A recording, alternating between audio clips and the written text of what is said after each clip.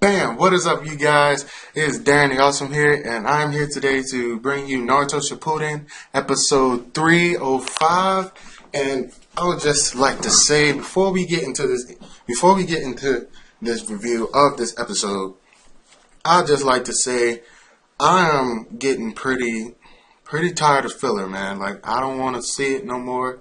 It's getting dried out. It's so long. Everybody knows what's gonna happen. Like, just Kishi, come on, man. Come on, Kishi. Come on, Kishi. Please, can we just go? Why do we have to have a whole month full of filler? Like, why? What was the point behind that?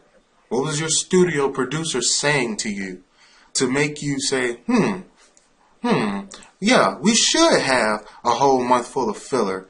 Yeah, they'll like that. It's doing with the war. They'll like that. We don't like that. We want to go back to canon. The manga is so far ahead, even if we go back to canon for the rest of the year, we will still never catch up with the manga. That's how far ahead the manga is. So why would we have a whole month full of filler? Why? I don't understand that. But let's get into this interview. I have a little notes here. The episode. First of all, I'm gonna give my overall ratings of the episode. My overall ratings for this episode is like a 2 out of 5. Like, for real, it's a 2 out of 5 because it was very predictable. And everybody just knew what was gonna happen. It was kind of dried out.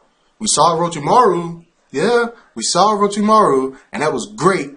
And I love that about this. I love that about this episode. Because we saw Orochimaru and I was like, please, God. Is that Orochimaru? Yes! Thank God. That's why this episode got a 2 out of 5. It would got a 1 out of 5. It would got a 1 out of 5 without Orochimaru in it. Because it was just so freaking predictable and dried out, man. The sound for you sucked, man. At least we know that Orochimaru freaking gave the sound for like a power up.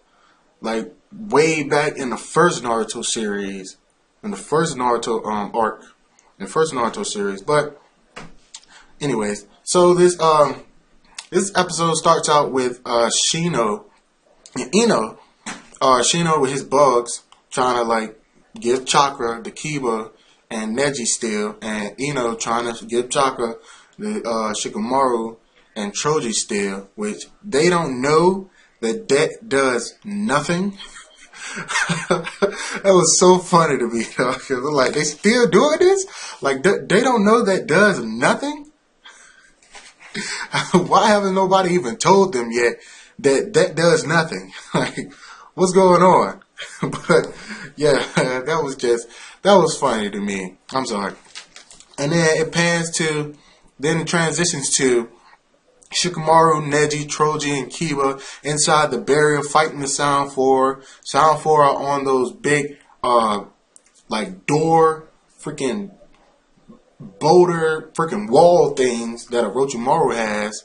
That Orochimaru summons 4 at one time, and they just summoned 1 because they're 4 Sound Four. Connect the dots. But it still was. I mean, the action scenes. They were okay. This episode mainly was based off dialect and dialogue, and just them talking a whole bunch. And I was just like, man, come on, man. Like, can we just please get this over with and go back to canon? But next week, Neji and Hinata are gonna have. Like, I think at least 2 to 3 episodes to themselves. Like, I don't know what's going on, man. What's going on, Kishi? Can y'all please tell me what Kishi is doing? Like, at least show us something we want to see. Like, God. That's what I'm saying. I freaking love Naruto. Naruto is my #1 favorite manga of all time. Even over One Piece. And One Piece is awesome. And even over Bleach. And that is just great. I freaking love Naruto. But when Kishi does this, freaking give us stuff that he know we don't want to see, But yeah, he like, they want to see that. Yeah, let's do that. Let's do that. Because it's easy to create and they don't get a lot of shine. Okay, if you're going to do somebody that don't get a lot of shine, do freaking Shino and Kiba. They don't never get no shine. And Rock Lee ain't got no shine since last Naruto arc.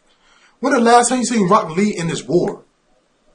Like, for real. Even when Kakashi was fighting, you didn't see Rock Lee that much. And he was with him. Him and Guy. Like, you got to do something based off those guys. If you want somebody to get some shine, do something based off those guys. Not Hinata and Neji. Because even though you guys probably read the manga, but Neji gets a whole lot of shine in, like, the canon episodes that's later on down the road. And Hinata gets a whole lot of shine that's in the canon episodes that's way down the road if you read the manga. So at least do somebody that we want to see and then make it really good. And then that's when we say, yes, I like it. Pretty good filler. But I see what Kishi does to me. I got off track of this interview. I really of this review. I got off track. But let's just get back to it. I'm reading my notes. Shikamaru. Yeah, he is really good tact. I got around here. Shikamaru is a great tact strategist.